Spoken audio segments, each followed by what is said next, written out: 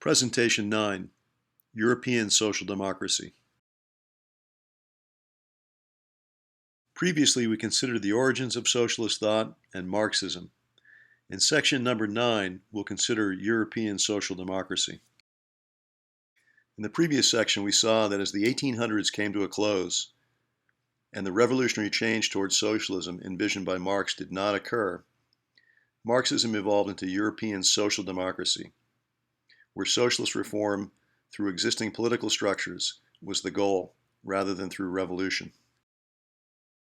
By the last decade of the 1800s, the socialist movement was prevalent in the major European capitals. The Socialist Party had gained a substantial amount of seats in the German legislature, especially.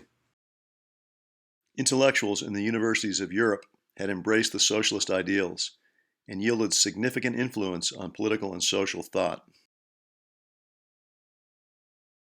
Many American educators and policymakers were trained in these European universities at this time and brought these ideas back with them. This will be discussed further in an upcoming section on American progressivism.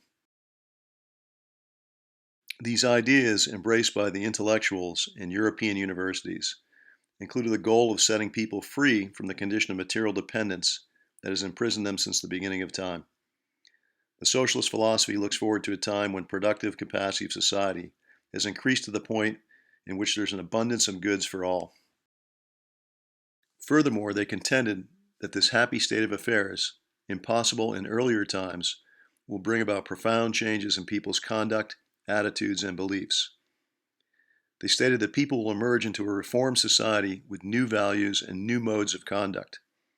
Competition, formerly the necessary mode of human conduct, will become increasingly less effective than cooperation. Modern social democracy supports the idea of a democratic welfare state, which incorporates elements of both socialism and capitalism. Social democrats aim to reform capitalism democratically through state regulation and the creation of programs to counteract or remove the social injustice that they see as inherent in capitalism. Key social democrat reforms: nationalization of large businesses, public ownership, regulation, and control. Implementation of social programs such as public education, universal health care, etc. Redistribution of wealth through the permanent establishment of a welfare state based on progressive taxation and quote-unquote entitlements. The modern welfare state is often seen as originating in Imperial Germany in the late 1880s, when Chancellor Otto von Bismarck established compulsory accident, sickness, and old age insurance for workers. Bismarck was no socialist. He intended his social programs to divert workers from revolutionary socialism and to purchase their loyalty to the Kaiser's regime.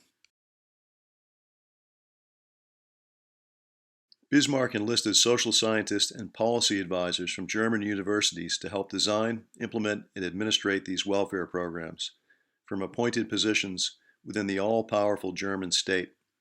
Public administration eventually became a popular program of study in many German universities. Thus, the welfare state template was established for socialist movements in France, the Fabian Socialists in England, and similar movements elsewhere in Europe. However, as we've seen from the first series on the building blocks of a free society, individual freedom and economic freedom are inseparable. Milton Friedman wrote that it is widely believed that politics and economics are separate and largely unconnected, that individual freedom is a political problem and material welfare an economic problem, and that any kind of political arrangements can be combined with any kind of economic arrangements.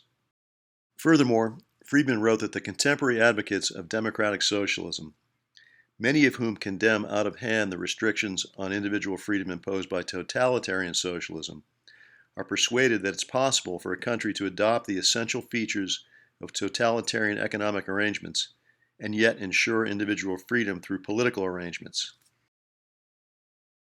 Key points to Section 9 on social democracy. Social democrat parties seek to bring about socialist reforms through existing political structures instead of insisting that only revolution can effectively change the conditions they oppose.